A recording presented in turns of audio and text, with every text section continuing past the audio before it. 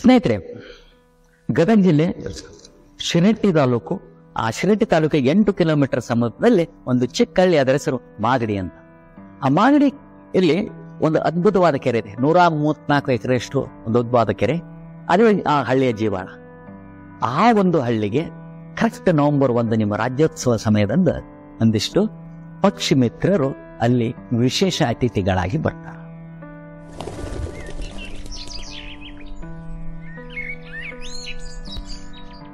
ಎಲ್ಲ ಗ್ರಾಮಸ್ಥರ ಕಣ್ಣುಗಳು ಆಕಾಶದ ಮೇಲೆ. ಹಾಗಾದರೆ ಅಲ್ಲಿ ಯಾರು ಬರ್ತಾರ? ಅವರೇ ಬಾರ್ ಹೆಡೆಡ್ ಗೀಸ್ ಅಥವಾ ಪಟ್ಟೆ ತಲೆಯ ಬಾತುಕೋಳಿಗಳು. ಅವು ತಲೆ ಮೇಲೆ 3 ಪಟ್ಟು ಇರ್ತದೆ, ಅದಕ್ಕೆ ಪಟ್ಟೆ ತಲೆಯ ಬಾತುಕೋಳಿಗಳು. ಎಲ್ಲಿಂದ ಬರ್ತಾರ? ದೂರದ ಮಂಗೋಲಿಯಾ ದೇಶದಿಂದ ಬರ್ತಾರ. ಮಂಗೋಲಿಯಾ ದೇಶ ಎಷ್ಟು ದೂರದದ? 4000 ಮೈಲ್ಸ್ ಇಂಟು 1.6 ಮಾಡಿದ್ರೆ ಎಷ್ಟು ಕಿಲೋಮೀಟರ್? That much kilometre. ಹೇಗೆ ಬರ್ತಾರ? ಹಾರ್ಕೊಂಡು ಬರ್ತಾರ. ಹಾರ್ಕೊಂಡಂದ್ರೆ ಹೆಂಗ? ನಾವು ಜಾತ್ರೆಗೆ ಹೋಗ್ತೀವಲ್ಲ, ಮುಂಜಾನೆಯಿಂದ ಸಂಜೆ ತನ ಚಕಡಿ ಮೇಲೋ ಟ್ರ್ಯಾಕ್ಟರ್ ಮಾಡ್ಕೊಂಡು ಮುಂಜಾನೆಯಿಂದ ಸಂಜೆ ತನ ಒಂದ್ ಕಡೆ ಹೋಗಿ ಸಂಜೆಗೆ ಯಾವ್ದೋ ಕೆರೆ ದಂಡು, ನದಿ ದಂಡು ಅಲ್ಲಿ ಉಳ್ಕೊಂಡು ಅಲ್ಲೇ ರಾತ್ರಿ ಎಲ್ಲ ಊಟ ಉಪಚಾರ ಮಾಡಿ ಬೆಳಿಗ್ಗೆ ಎದ್ದು ಏನಪ್ಪಾ ಅಂತಂದ್ರೆ ಜಳಕ ಜಾಪತ್ರಿ ಮಾಡಿ ಇದ್ರ ಜಾಗ ಎಲ್ಲ ಹೊಲೆ ಸಿಡಿಸಿ ಮುಂದೆ ಹೋಗ್ತೀಯಲ್ಲ, ಹಾಗಲ್ಲ. ಒಮ್ಮೆ ಈ ಪಕ್ಷಿ ಮಿತ್ರರು ಮಂಗೋಲಿಯಾ ದೇಶವನ್ನು ಬಿಟ್ರ without any single stop continuous 28ರಿಂದ 32 ದಿವಸ ವಿದೌಟ್ ಎನಿ ಸಿಂಗಲ್ ಸ್ಟಾಪ್ ಹಾರ್ಕೊಂಡ್ ಬರ್ತಾರೆ. ನಿಮ್ ಪ್ರಶ್ನೆ ಬರ್ಸದ, sir what about their food? Yes ಸ್ನೇಹಿತರೆ, ಪಕ್ಷಿಗಳಿಗೆ ದೇವರು ಒಂದು ಅದ್ಭುತವಾದ ಬಾಡಿ ಪಾರ್ಟ್ ಕೊಟ್ಟಿದ್ದಾನೆ. ಹೇಗೆ ನಿಮ್ದೊಂದು ಕೈಚೀಲಕ್ಕ ಮಾರ್ಕೆಟ್ಗೆ ಹೋಗ್ಬೇಕಾರ ಕೈಚೀಲ ತಗೊಂಡು ಹೋಗ್ತಿರಲ್ಲ, ಹಾಗೆ ಒಂದು ಬ್ಯಾಗ್, ಖಾಲಿ ಬ್ಯಾಗ್ ಕೊಟ್ಟಿದ್ದಾನೆ. ಅದರ ಹೆಸರು ಸ್ಟಾರ್ನಮ್ ಅಂತ. ಈ ಒಂದು ಭಾಗದಲ್ಲಿ ಈ ಪಕ್ಷಿಗಳು ಮಂಗೋಲಿಯಾ ಬಿಡುಕಿನ ಮೊದಲ ಹೆವಿ ಫ್ಯಾಟಿ ಕಂಟೆಂಟ್ ಇರುವಂತ ಆಹಾರವನ್ನ ಸ್ಟೋರ್ ಮಾಡಿಕೊಂಡು ಅದನ್ನ ಸಣ್ಣಗ ಈ ಬರುವಂತ ಸಮಯದಲ್ಲಿ ಮೆಲಕ್ ಹಾಕೋದು ಬರ್ತಾವ. ಸರ್ ಊಟೇನೋ ಓಕೆ, ಅಟ್ಲೀಸ್ಟ್ ನೀರಡಿಕೆರೆ ಆಗ್ಬೇಕಲ್ಲ. ಎಸ್ ಕರೆಕ್ಟ್ ಅದ. ಆ ಎಲ್ಲ ಜೀವಿಗಳಿಗೂ ಬೇಕು ನೀರು, ಬಹಳ ಮುಖ್ಯ. ಅದಕ್ಕೆ ನೀರು ಜೀವಾಳ ಅಂತ. ಆದ್ರೆ ನೀರು ಹೇಗೆ ಸೇವಿಸ್ತಾವ ಅನ್ನೋದಕ್ಕಿಂತ ಮೊದಲು ಆ ನೀರಿನ ಒಂದು ವ್ಯವಸ್ಥೆ ಹೇಗಿರ್ತದೆ ಬಾಡಿಯಲ್ಲಿ ಅನ್ನೋದಕ್ಕೆ ಮೊದಲು ನಾವು ಮನುಷ್ಯರು ನಮ್ಮ ಬಾಡಿ ಹೇಗಿರ್ತವಾಗಿದೆ ಅನ್ನೋದನ್ನ ತಿಳ್ಕೊಬೇಕು ಅಂತ. ನೋಡ್ರಿ, ನಾವು ಏನಾದ್ರು ಸ್ವಲ್ಪ ಒಂದು ಸ್ಟ್ರೇನ್ ಆದೋ ಅಥವಾ ಆಯಾಸ ಅಥವಾ ಏನು ಹೆಚ್ಚಿನ ಶ್ರಮದ ಕೆಲಸ ಮಾಡಿದ್ರೆ ವಿದೌಟ್ ಅವರ್ ಪರ್ಮಿಷನ್ ನಮ್ಮ ಬಾಡಿಯಲ್ಲಿರುವಂತ ಏನಪ್ಪಾ ಅಂದ್ರೆ ಸ್ವೆಟ್ ಗ್ಲ್ಯಾಂಡ್ ಮೂಲಕ ನಮ್ಮ ಒಳಗಿರುವಂತಹ ನೀರು ಹೊರಗೆ ಬರ್ತದೆ ಆ ಒಂದು ಸ್ಟ್ರೆಸ್ನಿಂದಾಗಿ. ಆದರೆ ಪಕ್ಷಿಗಳಲ್ಲಿ ಈ ಸ್ವೆಟ್ ಗ್ಲ್ಯಾಂಡ್ಸ್ ಇರುವುದಿಲ್ಲ. ಈ ಪಕ್ಷಿಗಳು ಏನಪ್ಪಾ ಅಂತಂದ್ರೆ ನೀರನ್ನ ಸೇವಿಸಿದರೆ they have to pass the water inside. ಅದನ್ನ ಹೊರಗೆ ಹಾಕ್ಬೇಕು ಅಂತಂದ್ರೆ ಅದನ್ನ ಏನಪ್ಪಾ ಅಂದ್ರೆ ಯೂರಿನ್ ಮೂಲಕನ ಪಾಸ್ ಮಾಡಿ. ಇದೇನು ನಮ್ಮ ಪಕ್ಷಿ ಮಿತ್ರರು ಯಾರು ಬಾರ್ ಹೆಡೆಡ್ ಗೀಸ್ ಮಂಗೋಲಿಯಾ ಬಿಡ್ತಾ ಇರ್ತಾವಲ್ಲ, ಬಿಡುವಾಗ ಅವೇನು ನೀರು ಸೇವಿಸಿರ್ತಾವಲ್ಲ, ಆ ನೀರು ಸೇವಿಸಿದಂಥದನ್ನ ಯೂರಿನ್ ಮೂಲಕ ಪಾಸ್ ಮಾಡಲಾರದೆ ಪ್ರತಿನಿತ್ಯ ತಮಗೇನ್ ಬೇಕೋ ಆ ಆಕ್ಟಿವಿಟೀಸ್ ಅದೇ ನೀರನ್ನ ಬಳಕೆ ಮಾಡಿಕೊಂಡು ಅದನ್ನೇ ರೀಯೂಸ್ ಮಾಡಿಕೊಂಡು ಅದನ್ನೇ ರೀಸೈಕಲ್ ಮಾಡಿಕೊಂಡು 10 ಸಲ 20 ಅಲ್ಲ 40 ಅಲ್ಲ 60 ದಿನ without water they can survive.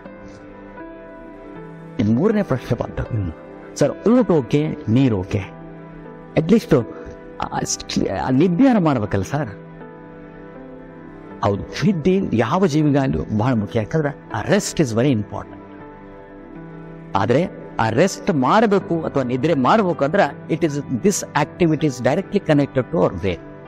ಅದನ್ನು ತಿಳ್ಕೊಬೇಕಾದ್ರೆ ಮೊದಲು ನಮ್ಮ ಬಾಡಿ ರಚನೆ, ನಮ್ಮ ಬ್ರೈನ್ ಅನ್ನ ಸ್ಟಡಿ ಮಾಡುವ. ಏನು ನಮ್ಮ ಬಾಡಿ ಒಳಗೆ ಹೇಗಿದೆ ನಮ್ಮ ಬ್ರೈನು ಅಂತ ನೀವು ಯೋಚನೆ ಮಾಡಿದಾಗ ನಮ್ಮ ಬ್ರೈನು 3 ಭಾಗಗಳಾಗಿ ವಿಂಗಡಣೆ ಆಗಿದೆ. ಯಾವುದು? ಬಲಭಾಗದ ಬ್ರೈನು, ಎಡಭಾಗದ ಬ್ರೈನು ಮತ್ತೆ ಹಿಂಭಾಗದ ಬ್ರೈನು. ನಮ್ಮ ಬಲಭಾಗದ ಬ್ರೈನು ನಮ್ಮ ಎಡಭಾಗವನ್ನ ಕಂಟ್ರೋಲ್ ಮಾಡಿ, ನಮ್ಮ ಎಡಭಾಗದ ಬ್ರೈನು ನಮ್ಮ ಬಲಭಾಗವನ್ನ ಕಂಟ್ರೋಲ್ ಮಾಡ್ತದೆ. ಯಾಕಂದ್ರೆ ಇವೆರಡೂ ಏನಪ್ಪಾ ಅಂತಂದ್ರೆ ಹಿಂಭಾಗದ ಬ್ರೈನ್ ನಲ್ಲಿ ಅವರ ನರ್ವ್ ಕ್ರಾಸ್ ಕನೆಕ್ಟ್ ಆಗಿಬಿಟ್ಟಿದಾವ, ಎರಡೂ ಜಾಯಿನ್ ಆಗಿಬಿಟ್ಟಿದಾವ. ಸೊ ಇವೆರಡೂ ಜಾಯಿನ್ ಆಗಿರೋದು ಅಂತ ನಾವು ಅಟ್ ಅ ಟೈಮ್ ಒಂದು ಕೆಲಸ ಮಾಡ್ಬೋದು. ಒಂದು ಸಂಪೂರ್ಣ ನಿದ್ದೆಯಾರೋ ಹೋಗ್ಬೋದು, ಇಲ್ಲ ಸಂಪೂರ್ಣ ಎಚ್ಚರವಾಗಿ ಆದರೂ ಇರ್ಬೋದು. ಪಕ್ಷಿಗಳನ್ನ ಆಗಲ್ಲ. ಪಕ್ಷಿಗಳಲ್ಲಿ 2 ಬ್ರೇನು 2 ಭಾಗವಾಗಿ ವಿಂಗಡಣೆ ಆಗಿದೆ. ಒಂದು ಬಲಭಾಗದ ಬ್ರೇನು, ಇನ್ನೊಂದು ಎಡಭಾಗದ ಬ್ರೇನು. ಇಲ್ಲಿ ಬಲಭಾಗದ ಬ್ರೈನ್ ಬಲಭಾಗವನ್ನು ಕಂಟ್ರೋಲ್ ಮಾಡ್ತದೆ, ಎಡಭಾಗದ ಬ್ರೈನ್ ಎಡಭಾಗವನ್ನು ಕಂಟ್ರೋಲ್ ಮಾಡ್ತದೆ. ಅಕಸ್ಮಾತ್ ಪಕ್ಷಿಗಳು ಹಾರ್ತಾ ಹೊಂಟಾಗ ಯಾಕೋ ನನಗೆ ನಿದ್ದೆ ಮಾಡಬೇಕು, ರೆಸ್ಟ್ ತಗೋಬೇಕು ಅಂತಂದ್ರೆ ಹೌದಾ, ಹಂಗಾದ್ರೆ switch off the left brain. So left brain ಅನ್ನ ಸ್ವಿಚ್ ಆಫ್ ಮಾಡಿಕೊಂಡು ರೈಟ್ ಬ್ರೈನ್ ಇಂದ ಹಾರ್ಕೊಂಡು ಈ left brain switch on the left brain, then switch off the right brain. ಮತ್ತೇನಪ್ಪಾ ಅಂದ್ರೆ ಲೆಫ್ಟ್ ಬ್ರೈನ್ ಇಂದ ಏನಪ್ಪಾ ಅಂದ್ರೆ ಹರ್ಕೊಂಡು ಅರ್ಧ ಭಾಗದ ಬ್ರೈನ್ ಅನ್ನ ಏನಪ್ಪಾ ಅಂದ್ರೆ ನಿದ್ರೆ ಮೋಡಿನಲ್ಲಿ ಆಯಾಸ ಆಗ್ಲಾರ್ದಂಗೆ ರೆಸ್ಟ್ ಕೊಟ್ಕೊಂಡು ಬರ್ತಾವ. ಇದಕ್ಕೆ ನೀವೇನಂತೀರಿ ಸೈಂಟಿಫಿಕಲಿ ಹೆಮಿಸೆರೆಬ್ರಲ್ ಸೇವ್. ಸೊ ನಮ್ಮ ಪಕ್ಷಿಗಳು ಏನಪ್ಪಾ ಅಂದ್ರೆ ವಲಸೆ ಬರ್ಬೇಕಾದ್ರೆ ಈ ಹೆಮಿಸೆರೆಬ್ರಲ್ ಸೇವ್ ಟೆಕ್ನಿಕ್ ನಿಂದ ತಾವು ರೆಸ್ಟ್ ಅನ್ನು ತಗೊಂತ ಬರ್ತಾವೆ. ನಿನ್ನ ಪ್ರಶ್ನೆ ಬರ್ತದೆ, ಸರ್ ಊಟ ಓಕೆ, ನೀರು ಓಕೆ, ನಿದ್ದೆನೂ ಓಕೆ, ಅಟ್ಲೀಸ್ಟ್ ಆಯಾಸ ಆಗೋದಿಲ್ಲ ಸರ್. ಎಸ್, ಆಯಾಸ ಆಗ್ತದೆ. ಸೊ ಆಯಾಸ ಯಾರಿಗೆ ಆಗ್ತದೆ, ಯಾವಾಗ ಆಗ್ತದೆ ಅಂತಂದ್ರೆ ಯಾರು ಗಾಳಿ ಒತ್ತಡದಲ್ಲಿ ಏನು ಏನಪ್ಪಾ ಚಲನೆ ಮಾಡ್ತಾರ ಅವ್ರಿಗೆ ಆಯಾಸ ಮಾಡ. ಸೊ ಈ ಪಕ್ಷಿಗಳು ಗಾಳಿ ಒತ್ತಡ ಆಗ್ಬಾರ್ದಂದ್ರೆ they fly in the height of nearly 28,000 to 30,000 feet height. ಹಿಮಾಲಯದ ತಲೆ ಮೇಲೆ ಹಾರಿ ಬರುವಂತ ಏಕೈಕ ಪಕ್ಷಿ ಬಾರ್ ಹೆಡೆಡ್. ಈ ಪಕ್ಷಿಗಳು ಎಷ್ಟೆಷ್ಟು ಗಾಳಿ ಏನಪ್ಪಾ ಅಂದ್ರೆ ಭೂಮಿಯಿಂದ ದೂರ ಹಾಕೊಂತ ಮೇಲೆ ಹೋಗ್ತಾವ, ಅವ್ರ ಬಾಡಿ ವೇಟ್ ಲೈಟ್ ಹಾಕೊಂತ ಹೋಗ್ತದ. ಆ ಲೈಟ್ ಆದ ವೇಟ್ ನಿಂದ ಆಯಾಸ ಆಗ್ಲಾರ್ದ ಆರಾಮಾಗಿ ಸಾಗವಾಗಿ ಸರಳವಾಗಿ ಹಾರ್ಕೊಂಡು. ಅಷ್ಟೇ ಅಲ್ಲ, ಅವು ಹೇಗ್ ಬರ್ತಾವ ನೋಡ್ರಿ, they come in the form of V shape.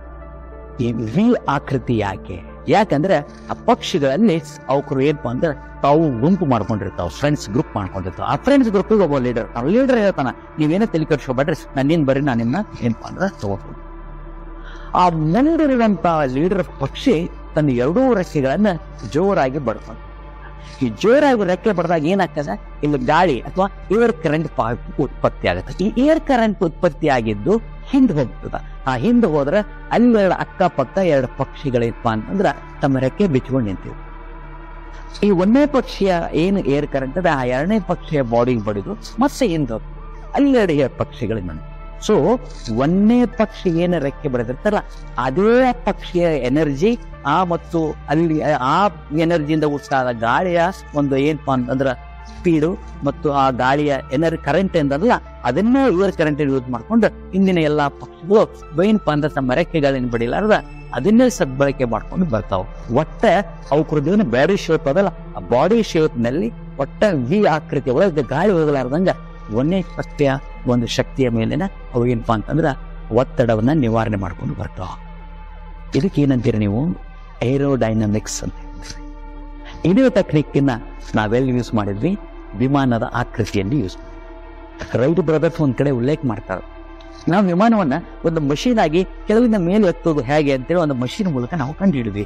ಆದರೆ ಅದು ವಿಮಾನದ ಹೇಗಿರ್ಬೇಕು, ಅದರ ಆಕೃತಿ ಹೇಗಿರ್ಬೇಕು ಮತ್ತು ಅದು ಯಾವ ಹೈಟಿನಲ್ಲಿ ಹಾರಬೇಕು, ಹೇಗೆ ಇಳಿಬೇಕು, ಯಾವ ವಿದ್ಯೆಗಳು ನಮಗೆ ಗೊತ್ತಿದ್ದಿದೆ.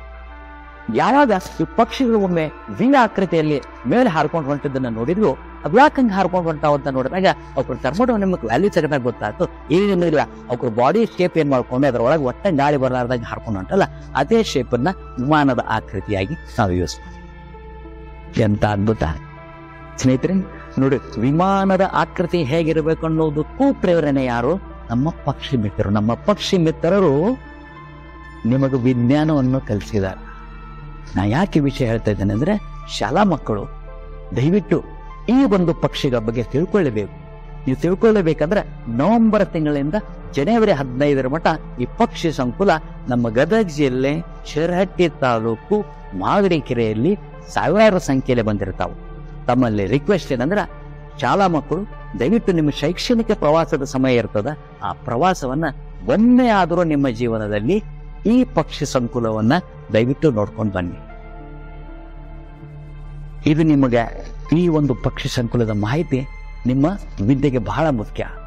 ಇದು ನಿಜವಾಗ್ಲೂ ನಾವು ನೀಡಿದಂಥ ಜ್ಞಾನ ನಿಮಗೆ ಲೈಕ್ ಆಗಿದ್ರೆ ನಮ್ಮ ಸಂತತ ಚಾನಲ್ನ ಸಬ್ಸ್ಕ್ರೈಬ್ ಮಾಡ್ಕೊಳ್ಳಿ. ಸ್ನೇಹಿತ ನಾಗರಾಜ್ ಪಾಟೀಲ್ನೊಂದಿಗೆ ನಾನು ನಿಮ್ಮ ಪಕ್ಷಿ ಮಿತ್ರ ಪ್ರಕಾಶ್ ಗೌಡ್ರ. ಧನ್ಯವಾದ.